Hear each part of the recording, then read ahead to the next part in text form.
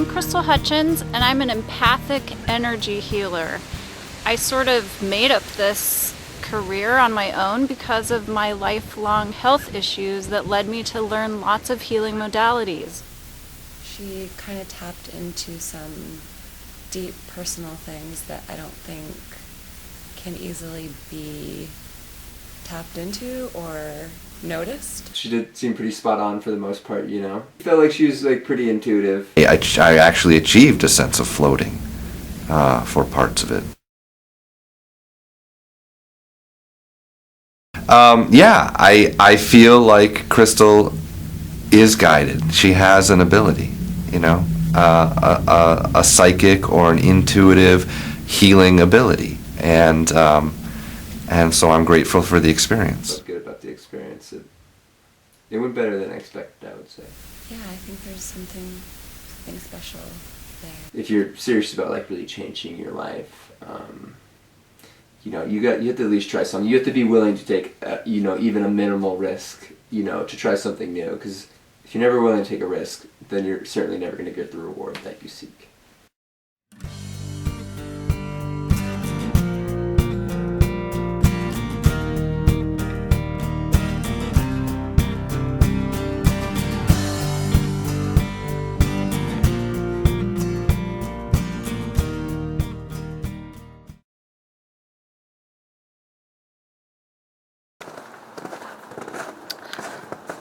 I do love working out of my home.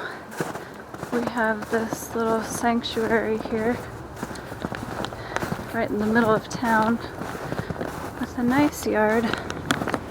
Doesn't look like much right now, but I love to garden in the summer, and we've got raspberry bushes that just drop raspberries like crazy all summer. And I love to feed the birds.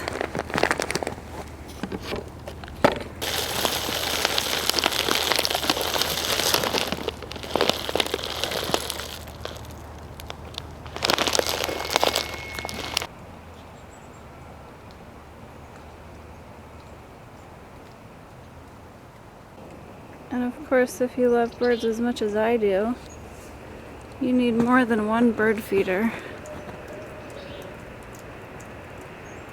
so that you can attract as many birds as possible.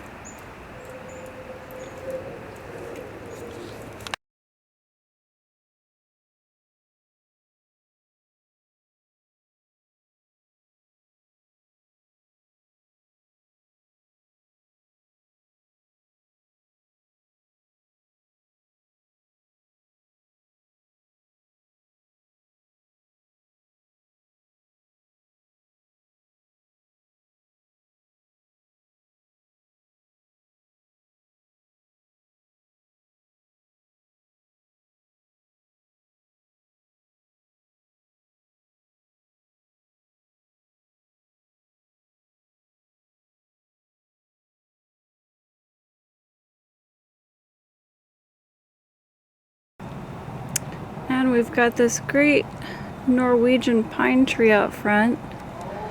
I like to call it the Dr. Seuss tree. And it does attract lots and lots of birds and squirrels. I've seen a woodpecker here before, which is why I bought some woodpecker food.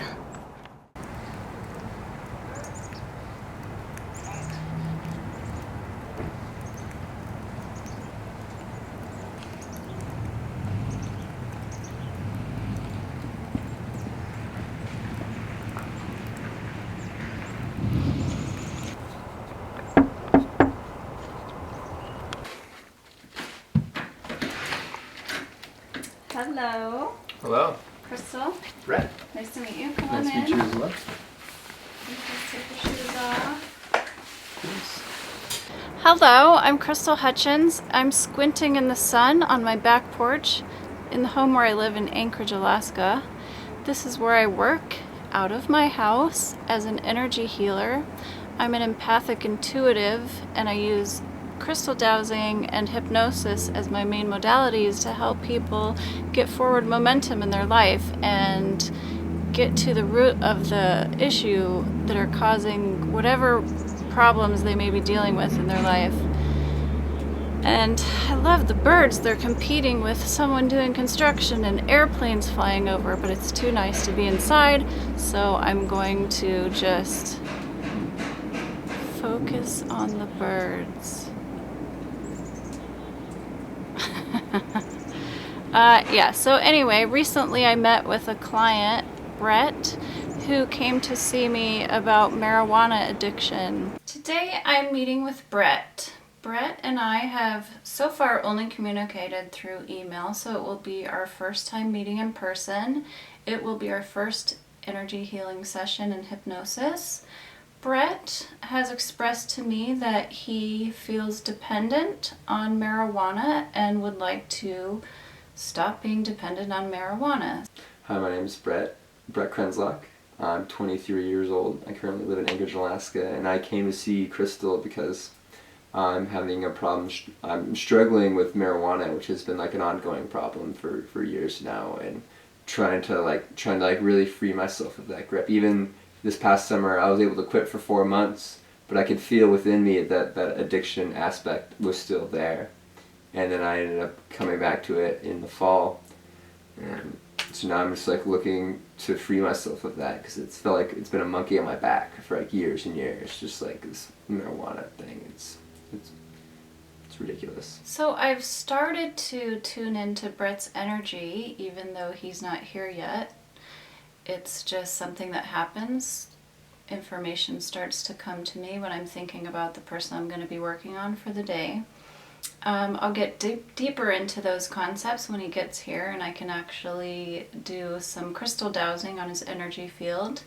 And from there he will be leaving with a small notebook of my prescriptions, a hypnosis video to listen to nightly, and a lot more clarity on where his issues are coming from and how he can get the change that he wants in his life. But just before Brett came over, I guess for about the first hour before he arrived, I had a pain in the back of my head that started, and I felt that I was tapping into his energy and that he had had a head trauma as a child. So that was one of the things that we talked about. So I have been tuning into your energy for about the last at least hour, if not more. I've picked up a few impressions that I wanted to check in with you on, and then I'll explain what I'm going to do after that. But do you know if you had a head trauma or injury at any point in time? Well, I had a minor one like a month or two ago, where a ski boot fell on my head. In the back? I remember this one time when I was a kid in Barbados.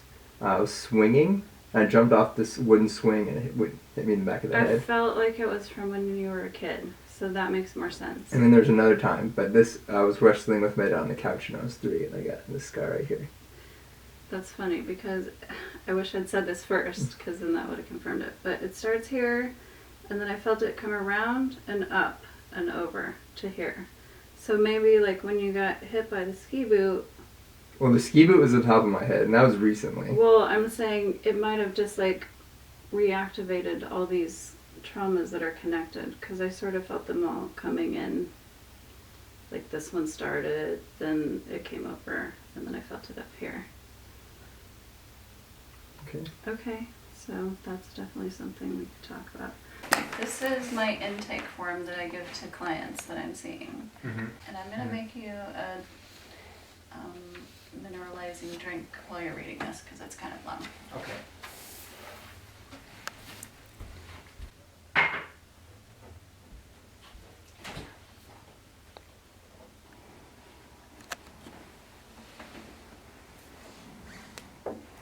Thank you. Does it taste that weird? Huh? Doesn't taste that weird. Has a lot of weird stuff in it. Minerals, fresh juices, vitamin C, MSM, and rain on which is an Brain on? brain on. Brain on? Brain on, which is an extraction from an algae. They take out the phenylethylamine, which is the chemical in your brain that makes you feel happy. Mm-hmm. Or when you're in love, you feel like we don't get that from our food sources anymore because the soils are demineralized. Mm-hmm. I could talk about that for days, but we'll head into the bathroom. Some other things I discovered with Brett is trapped energy in the hip, from the hip to the knee area, which it turns out he did have a knee injury, and the hip is always related to not knowing what to do next in your life, and he agreed that that was also true for him. Basically, you probably know some stuff about crystals. Everything has an energetic field. Mm-hmm. This does, and you do, and the opposite magnetics are just going to help me pick up where you have blocks. I like this crystal a lot because it's pretty powerful, but almost any kind of crystal that you're attracted to, you can do this kind of experiment at home and find out that you can locate your blocks as well. Do you have a dog? I live with a dog. Mm. My roommate has one, and then actually we recently put my family dog down a couple weeks ago. Oh my gosh, I'm sorry. It's okay. She was about 14 years old, and her hips had just all that. She could hardly walk anymore.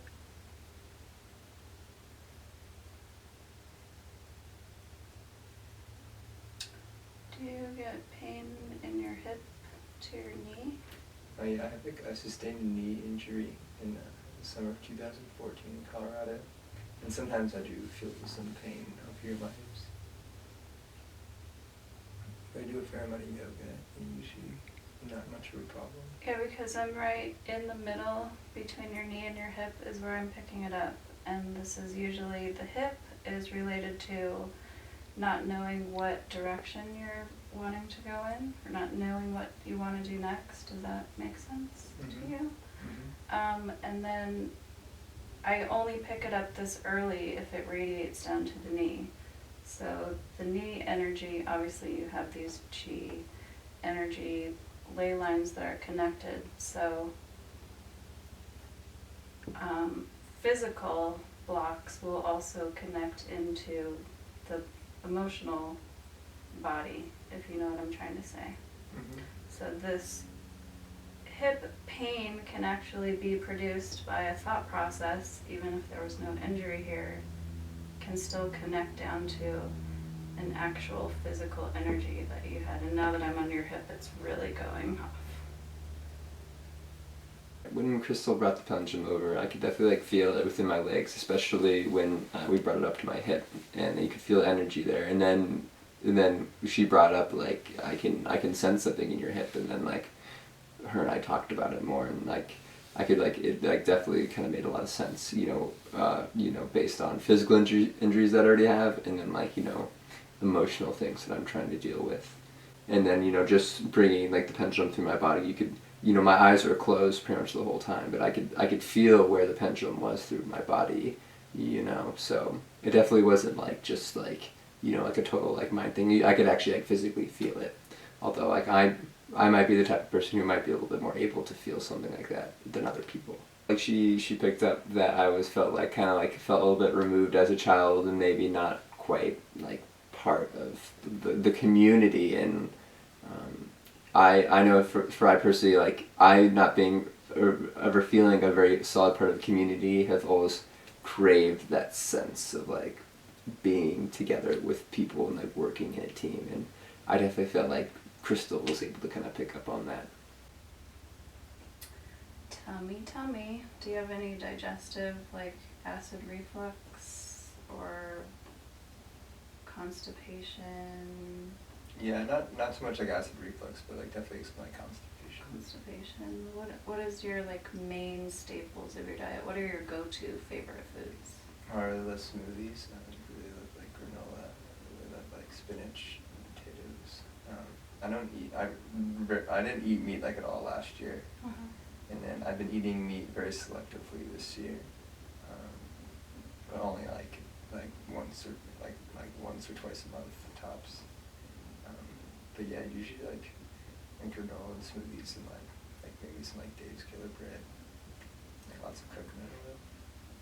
Smoothies and spinach or any greens are going to be really helpful to like add in more of those and reduce down what's really constipating is potatoes, grains, bread, and of course meat. You probably know that. Meat is acidifying. It gets stuck in your intestines. It's hard to digest, but what's more constipating, unfortunately, is something that seems so benign as the potatoes and the bread. Mm-hmm. And I'm not saying you have to completely do away with them, but if you up your roughage in your smoothies, like more smoothies, more salads, less potatoes.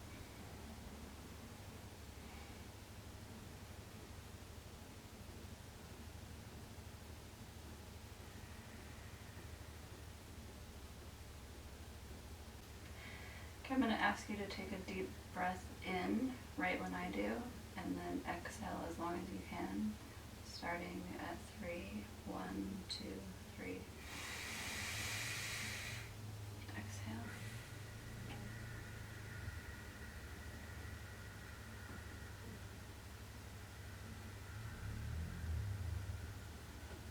Good. Some other things we discovered were that this was rare because a lot of people that I work on, especially men, they have anger at their father. And this is one of the few times I've ever worked on someone where I didn't pick up that anger, which is always held in the liver. So that was an interesting conversation that we had. I said to him, "Oh, you must have had a great relationship with your dad." And he was like, "No." And I said, "What, you're not mad at him?" And he's like, "No, I have no anger towards him." But he did have some unresolved issues on mom, which is what we find in the heart area.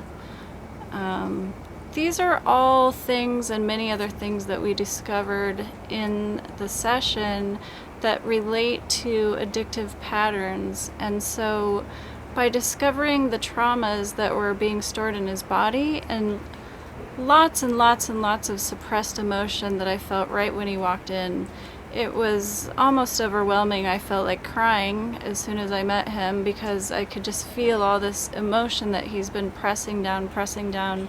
And that's what drugs usually are used for, physical and emotional pain.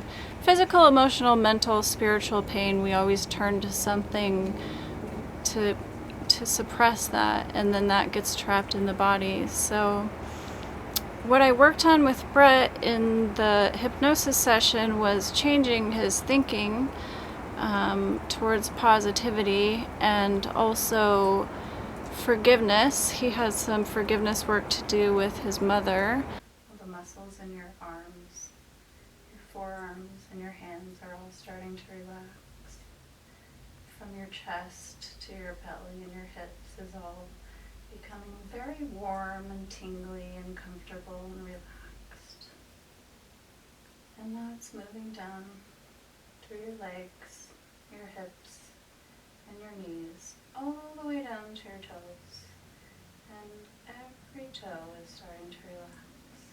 Right as you're watching, your mom is getting younger and younger, until, incredibly, she is just a little child. Smaller than you when you first felt hurt as a child. And there's your mom as a little child and she's crying. You don't know why, but you just want to console her because she's just a little child crying and you love her. So just take a moment and pick up that little crying child and comfort her because she doesn't know any better. Maybe she did something wrong, but she didn't know it was wrong.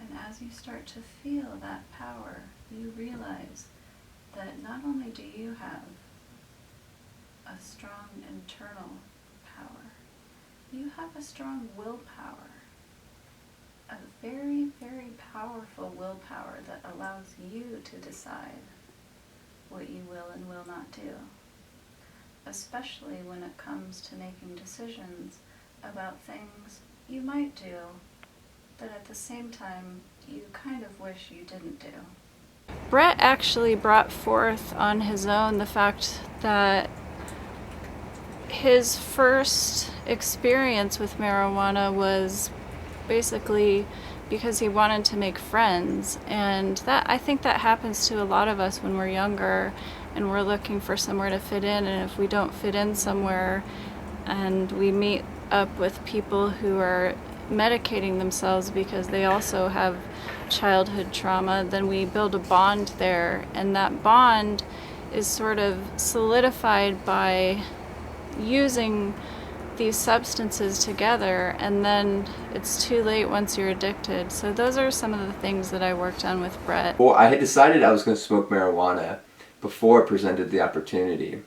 So like in grade school, I never had very much luck like making very many friends. And then I got to like middle school and I was like, all right, like I need to figure out make some more friends. I always remember hearing the kids on the bus like talking about like smoking marijuana and like how much fun it was, and I was like, oh, like those kids seem cool or fun. So I remember one day on the bus on the way to school, I was like, presented the opportunity. I'm gonna try marijuana, and then next year in the 8th grade, I was presented the opportunity, and then it just kind of kept snowballing from there. And I was like, yeah, that'll make me cool. That'll make people like me. Like basically my quest for acceptance. And now I'm not really looking to be accepted by too many people because I'm fairly happy with the person I am and am continually discovering. But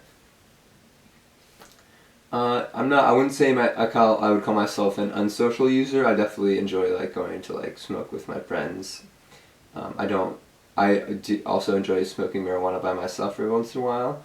I often do find that I go smoke weed with people, and then we smoke, and then I'm so stoned that I no longer can effectively communicate with them, and I just don't have that much fun anymore. Or we go into a public area and like trying to socialize with people I don't know is even more difficult. So I don't mind like being social with people I know, but like once being put into social situations like is much more difficult. The first feeling that I got from smoking marijuana, well, it's hard to say because the first time I was like at like a drunk middle schooler at a party, and so I was like, woo. But down the road, I would say the first couple times, it was just like the acceptance of like being in that little group of people, all talking and like laughing with each other, and like like being together. I think that's what drew me to it more initially, more than anything, was just like, oh, I'm like part of a group, like we're together, like we're all standing in a circle, we're laughing, we're sharing something, like I think it's always been that more than the marijuana itself I've been attracted to. The marijuana is almost like me being addicted to it now is almost like a side effect of me just searching acceptance. I do still feel like I'm addicted to marijuana, and I don't feel like I need it. It doesn't make me like a better person. It doesn't make me funnier, it doesn't like, it can relax me, but like a lot of times I end up getting anxious off of it as well, because now I feel like so like crazy, and like it makes my mind move too fast, and I can't effectively process my thoughts. So then like, then your ego starts spinning even quicker and telling you all this terrible stuff about yourself and other people. And then you find yourself, you create these situations in your mind about other people, about things they may have done, but they never did. And then since you're not of a clear mind, you'll get mad at somebody. Or this has happened for me. I've gotten mad at people for things they haven't even done that I just imagined, and then I'm just reacting emotionally to that thought.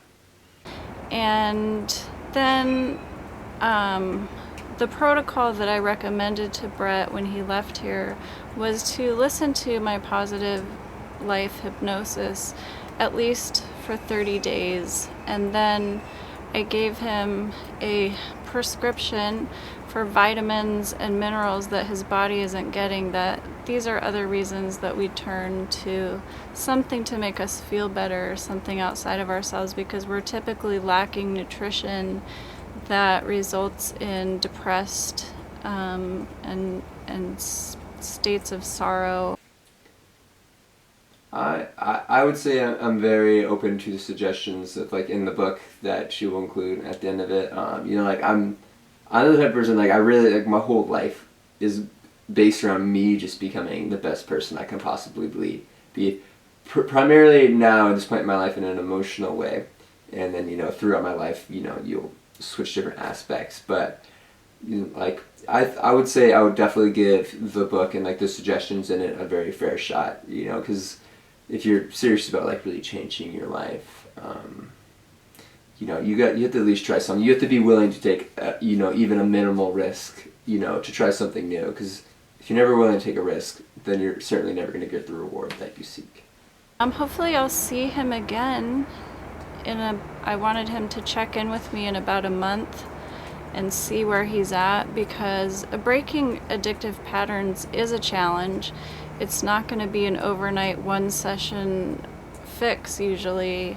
That's why I gave him a month-long protocol to follow and then see where he's at from there. From there we might do some deeper work if he's not already getting that forward momentum. My thoughts on on hypnosis itself is, or that the session, I'd say that was the first time I had been put under hypnosis, and especially in any sort of formal setting before, and you know, it was, for me, it felt very similar to, like, meditating, because I was kind of, like, put myself in that state to get relaxed. I feel like I didn't feel that I was very deeply under hypnosis. I definitely felt like under a very relaxed state where I was very open to suggestion. But yeah, I definitely am interested in, like, exploring it further, because I definitely feel like I've always been trying to, like, slip into that mode, but a lot of times it's under the influence of marijuana. So you can get in there, but then you get so excited and your brain's moving so fast that it'll, like, pull you right out again. And so I definitely don't think the hypnosis thing was a joke. There's definitely something to it, but I guess if you're so adamant against it working, or against it not working, like, you didn't believe in it, you might be able to psych yourself out into not being so suggestible. You know, she offered me a really delicious drink, which she said tasted weird. I disagreed. I liked it, and I thought the whole experience very good. She's, like, very, like, judgment free. She was, you know, very, you know, she was very relaxed in herself, so she was able, you know, her being relaxed, you know, naturally helps me, and, you know, wouldn't help anybody feel relaxed, so I didn't feel uncomfortable, like, telling her things or, like, having to share, and she never at any point did she try to pressure me to say or do anything that I didn't really want to, and even had mentioned before at the beginning of the session that if there wasn't anything I wasn't comfortable with, to, like, you know, just let her know. And yeah, you know, I felt good about the experience. It went better than I expected, I would say. Overall, I felt really good about my session with Brett, because he did confirm everything that I tapped into from before he got here up into the energy dowsing that we did to discover where he was blocked in his body. And I think it was a good session. I think he received it well, and I wish the best for Brett, because addiction is really hard, and I do hope that I will have a chance to connect with him again and take the next step to getting that forward momentum in his life that he's looking for.